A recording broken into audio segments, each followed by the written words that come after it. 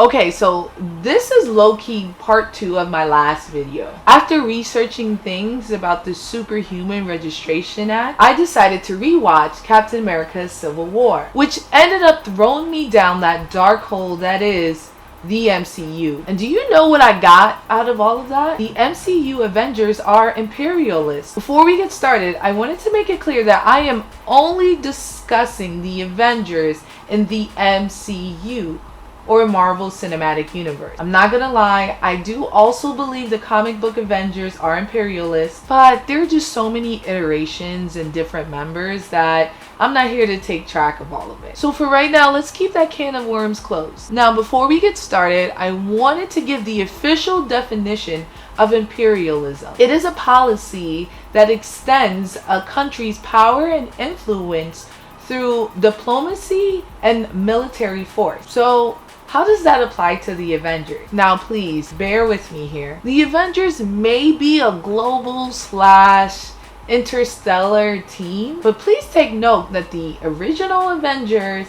and the biggest benefactor is Tony Stark, who is an American philanthropist with strong ties to the US government. Like his boy runs the army or something. Before you tell me Captain America is the first Avenger, I would like to put forward 2 things. 1, the Avenger initiative started when Captain America was still in stasis and didn't officially launch until Tony Stark brought that fire. So Captain America is just the oldest Avenger, not the first. And 2, let's say we do accept him as the first Avenger, he is still an American soldier with very strong ties to the government. He lives in government housing, he works for them, and he's extremely patriotic. So either way we cut it, the Avengers is actually a military force with global and extraterrestrial members. They are based in America, specifically the US of A. But Frankie, the Avengers protect the world. How could they be imperialists? Well, my friends, come and take this journey with me. Let's start with Ultron, a sentient robot created by the 2 American members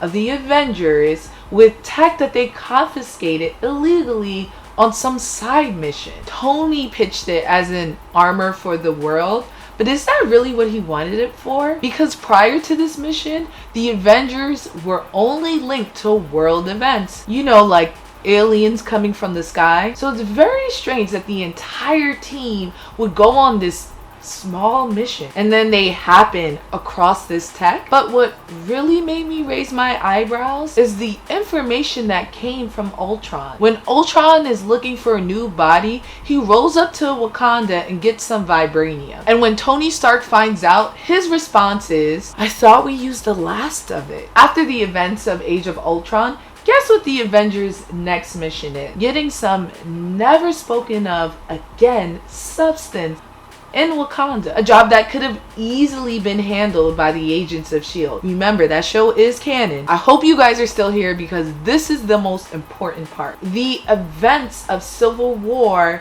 triggered the story of Black Panther, which concludes with T'Challa sharing vibranium with the world and building a lab in Compton, USA. If the Avengers didn't act a monkey in Wakanda, the Sarcovia Accords probably wouldn't have happened. And if they did, Wakanda certainly wouldn't have pulled up. They were a reclusive country that really had no skin in the game. And if T'Chaka didn't pull up to that meeting, also, if they didn't clap T'Chaka at that meeting, the Black Panther would remain an African legend. Then maybe the American operative Killmonger wouldn't have had the chance to link with Claw, which was the only reason why he gained access to Wakanda in the first place. It runs deep, yo. Whew.